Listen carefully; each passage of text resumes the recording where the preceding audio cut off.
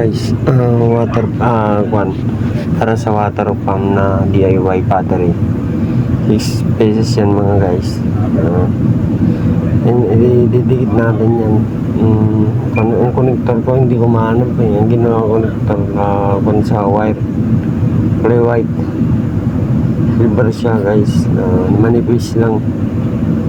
Ang ginawa ko yan, hinihinang ko siya, hinihinang ko kasi ang hirap maghinang, alas ayaw dikit. Yung problema yun, ang problema sa paghihinang, medyo mahirap idikit eh guys. Yan, may yung paano ang maghinang ang battery na ididikit mo yan. Tapos ang ginawa ko, parallel connection, series parallel yan mga boss, dalawa, kasi magiging 12 volts yan. Kung hindi mo alam yan, pwede mo naman magiging 24 volts, 12 volt to 24 volts yan guys. DIY yan na battery. Kailangan tatlo lang yan na magkakawan. Pagdudugtungin mo lang yan, positive, negative, positive, negative.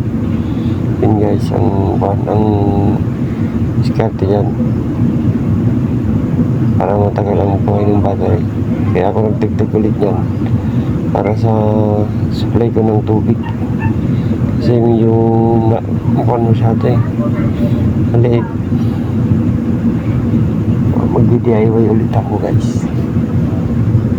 Bibigyan ako ng panel board, solar, yan joke yung paghihang medyo mahirap, tapos medyo mainit.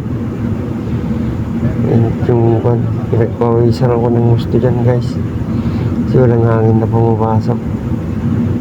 Yan, gamit tayo ngayon ng filtering paste. Yan ang last. Nagulat ako dun, tumulapon yun eh.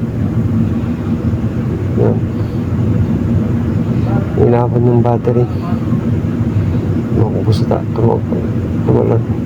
Yan guys, ang diskarte dyan yan, itudugtong natin, ididikit natin ng bias, kasi napapaklas yung mga wire nya. Kailangan nating iayos ng maigi para hindi siya matanggal. Kapit na kapit guys. I-update ko lang ulit kayo guys pagka ginamit na natin, kasi makikita. Pero yung una kong ginawa guys, okay naman siya, nag-work naman siya. So pag nalubat 6 volt, pero pag na full charge 13, 11 volts, 12 volts gano'n. Pero mabilis lang naman malupat, malakas yung supply. Yan guys, pero kailangan ko pa yata ng